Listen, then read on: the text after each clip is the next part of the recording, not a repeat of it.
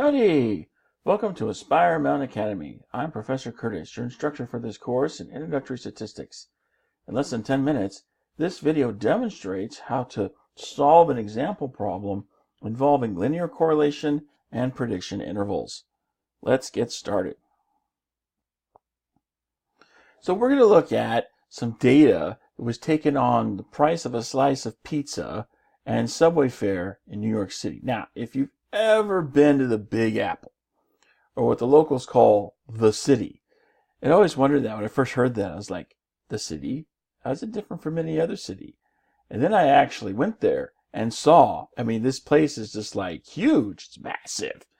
It's like the city. It's clearly the city. It's so massive.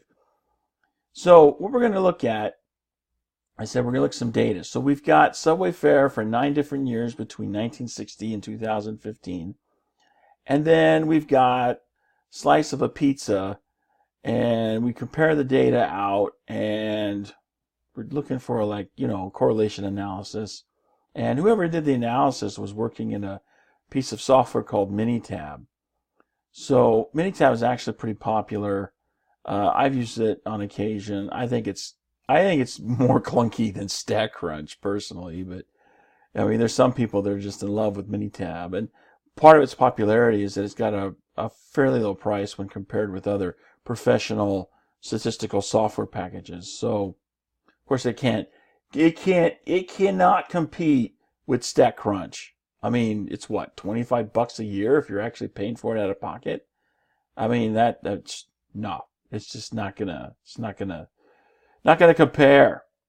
Anywho, we've got these questions we're supposed to answer. What's the value of the linear correlation coefficient? Given 9 pairs of data, is there sufficient evidence to support a claim of linear correlation? What value is the best predicted subway fare when the pizza slice costs $3?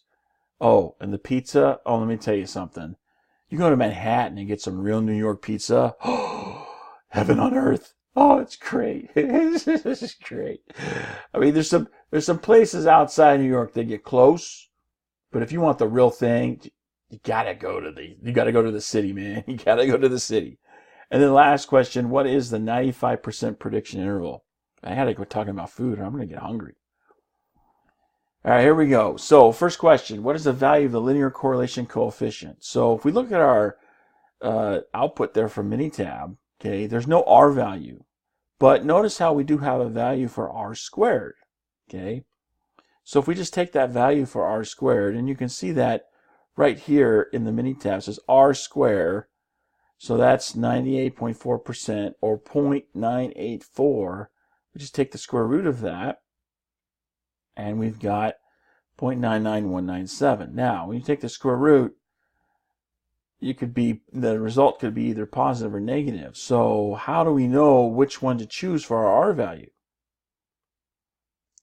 So look at that R squared value there. That's where we get the 0.984 from.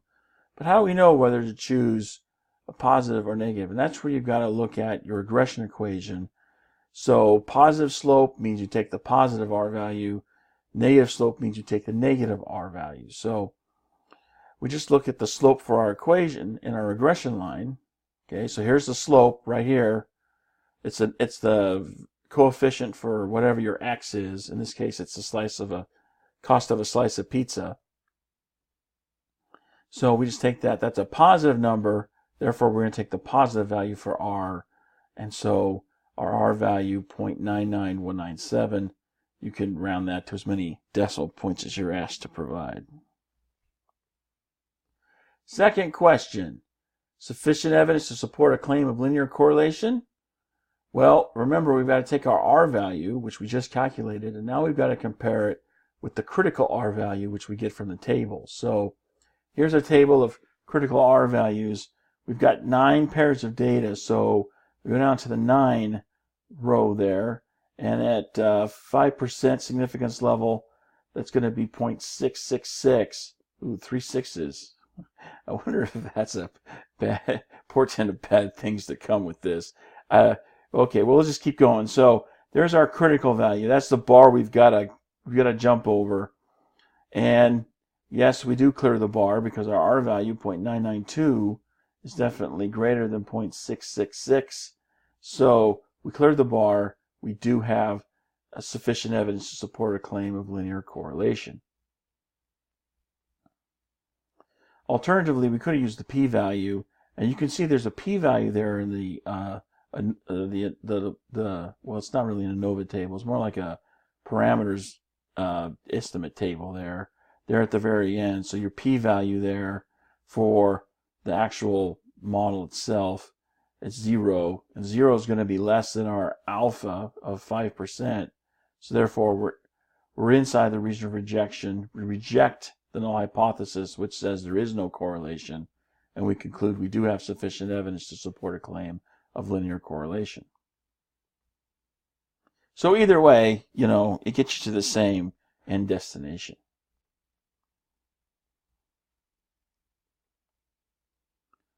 So now we're looking for 95% prediction interval. And if you look here at the mini-tab table, you can see they give you the number right there inside the output. So it's towards the bottom of the display. If you look right here, so this is the value that's coming out. This is the predicted value. So we put $3 in for the slice of a pizza, and then out comes $3.02 for the price of the subway fare. It's always good practice to make sure your predictor variable is used as the same one as the one you're given. So if you look down here at the bottom, see where it says $3, that's what we're given to make a prediction with. That's what's used here that's what's listed here in the output that was used to make the prediction. So we're pretty good with using this.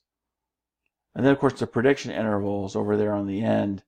You can see the 95% PI, that's prediction interval. And so that's all there is to that. Just take that off and run with it. Round the numbers there to as many decimal places as you're asked to provide, and you're good to go. So it's really not anything that terribly difficult here with the problem. It's just learning how to, use this output from a different piece of software that gives students problems because they don't know where the numbers are they need. So once you know where the numbers are, you can kind of figure out how to piece your way to the answer you need. And that brings us to the end of this mini lecture. I hope you found it helpful. You can find more mini lectures for this and other courses at AspireMountainAcademy.com. Thanks for watching. I'll see you in the next video.